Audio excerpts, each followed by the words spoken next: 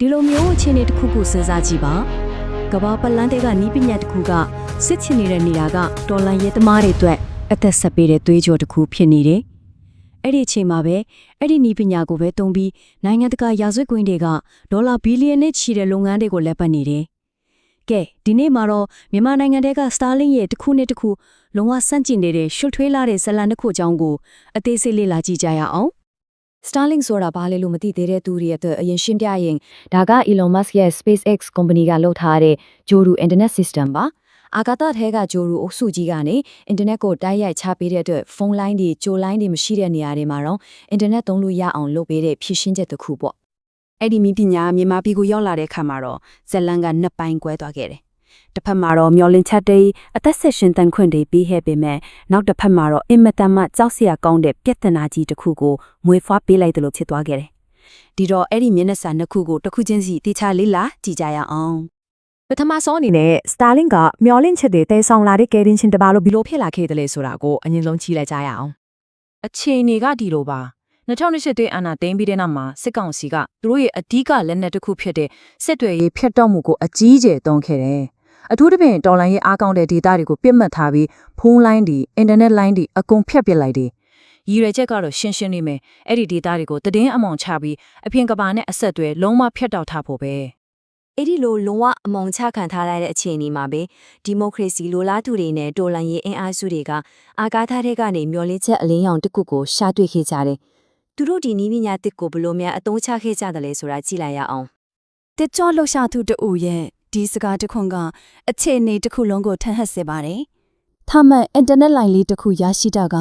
အပြင်ကဘာနဲ့အဆက်အသွယ်ပြနေသူတွေအတွက်ဘလောက်တောင်အရေးပါပြီးအသက်ကက်ဆေးတစ်ခွက်လို့ဖြစ်နေတဲ့ဆိုတာကိုပြနေတာပါပဲ။ Starlink ကတော်လိုင်းရေးအဖွဲ့တွေနဲ့စပေးတဲ့ပြည်သူတွေအတော့ပြောရရင်တော့ digital အသက်သွေးကြိုးတစ်ခုထစ်လာခဲ့တယ်။အဖွဲ့အချင်းချင်းဆက်သွယ်တာအရေးပေါ်ငွေထွဲတာတွေကနေစပြီးပညာရေးကျန်းမာရေးအတူသတင်းချက်လက်တွေရှာဖွေတာအထိအားလုံးကိုဒီ internet ပေါ်မှာပဲမိခေါ်နေရတာပါ။အလွယ်တကူတည်သွားလို့ရပြီးချက်ချင်းသက်စင်သုံးနိုင်တဲ့အတွက်တိုက်ပွဲနယ်မြေတွေမှာတကယ်ကိုအဖို့မဖြတ်နိုင်တဲ့ကိရိယာတစ်ခုဖြစ်လာခဲ့ပါတယ်။ကဲဇလန်ကဒီမှာပဲရက်မသွားပါဘူး။တငါးပြားမှာနောက်တစ်ဖက်ရှိတယ်လို့ပဲဒီနည်းပညာရဲ့နောက်ွယ်ကအင်မတန်မောင်မိုက်တဲ့ဇလန်တစ်ပုတ်ကိုအခုဆက်ကြည့်ကြရအောင်။အခုဒီမှာတကယ်ကိုအံ့ဩစရာကောင်းပြီးရှုပ်ထွေးတဲ့အချက်ကတော့တော်လန်ရဲ့အတွက်အသက်သွေးကြောဖြစ်နေတဲ့ထိုင်းမြန်မာနဲ့ဆက်မှာပဲအဲ့ဒီဂျိုးတူတွေလွှမ်းခြုံထားတဲ့ကောင်းကင်အောင်မှာပဲStarlink ကအင်မတန်မောင်မိုက်ပြီးကြီးမားတဲ့လုပ်ငန်းကြီးတစ်ခုလဲပတ်နိုင်ဖို့အတွက်အဓိကကျတဲ့အားတစ်ခုဖြစ်နေပြန်ပါလေဒီကနန်းကိုတစ်ချက်ကြည့်လိုက်ပါဒေါ်လာ7ဘီလီယံဒါကဘာကနန်းလဲဆိုတော့2024ခုနှစ်တနှစ်တီးမှာအမေရိကန်နိုင်ငံသားတွေ online ငွေလင်ကိုင်းတွေလိမ်လည်မှုကြောင့်ဆုံးရှုံးခဲ့ရတဲ့ပမာဏပါဒီငွေလင်လုပ်ငန်းတွေရဲ့ပဟိုးချက်ကမြန်မာနိုင်ငံနဲ့ဆက်မှရှိနေရပါဒါခံမှန်းပြောနေတာမဟုတ်ပါဘူး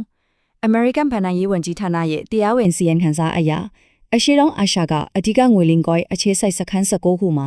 9ခုကမြန်မာနိုင်ငံထဲမှာရှိနေတာပါအဲ့ဒီ9ခုလုံးကလည်းထိုင်းမြန်မာနယ်စပ်ကရွှေကူကိုမြို့တင်မှာတည်ရှိနေတာပါ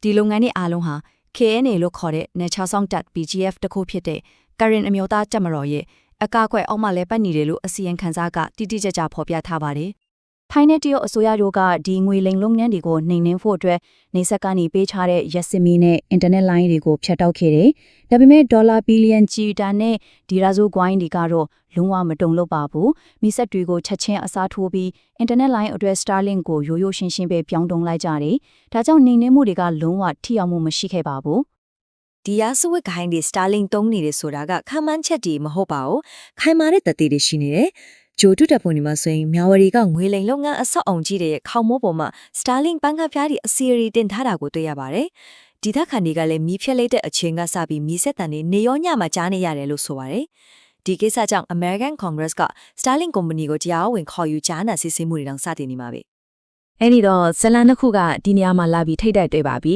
။တစ်ခုကအသက်ကယ်နေလေနောက်တစ်ခုကကဘာကိုဒုက္ခပေးနေတဲ့ရာဆွဲမှုတွေကိုကျူးလွန်နေလေဒီအချက်အတဲကိုဘယ်လိုဖြေရှင်းကြမလဲအခြေအနေကရှင်းနေမှာရဲ့နီးပညာတစ်ခုတည်းကပဲတစ်ဖက်မှာဒေါ်လာရဲ့ကျအသက်သွေးကြောဖြစ်နေတယ်လို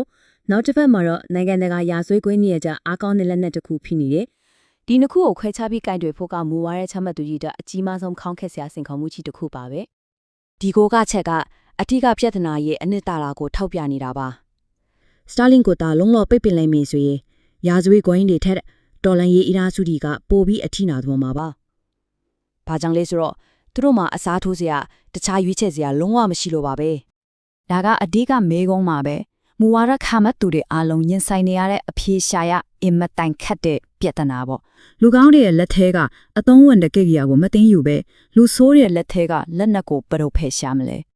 ဒီလိုမဖြစ်နိုင်ဘူးလို့ထင်ရရဲ့အကြက်တဲကြားထဲမှာဖြည့်ရှင်လေးတစ်ခုမြောင်ရှိနိုင်အောင်မလားဒီကိစ္စကိုအနည်းငယ်ဆုံးခံစားနေရတဲ့သူတွေကဘလို့အကြံပြုထားကြတယ်လဲဆိုတာနားထောင်ကြည့်ကြအောင်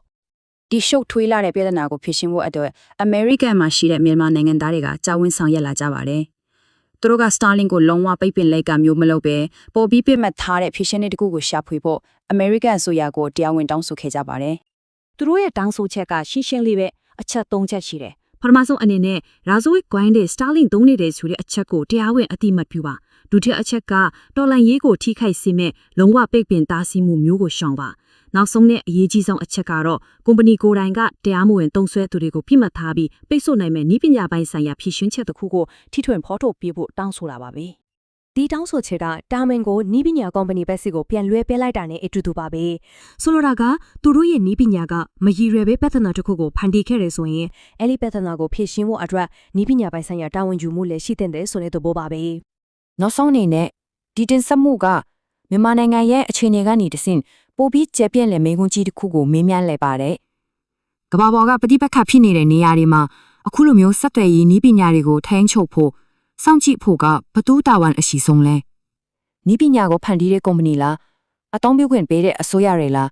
ဒါမှမဟုတ်နိုင်ငံတကာအတိုင်းဝိုင်းလားဒါကတော့ကျွန်တော်တို့အားလုံးဆက်လက်ပြီးအပြေရှားဆင်လာတော့ရမယ်မိန်းကွန်းကြီးတစ်ခုပါပဲ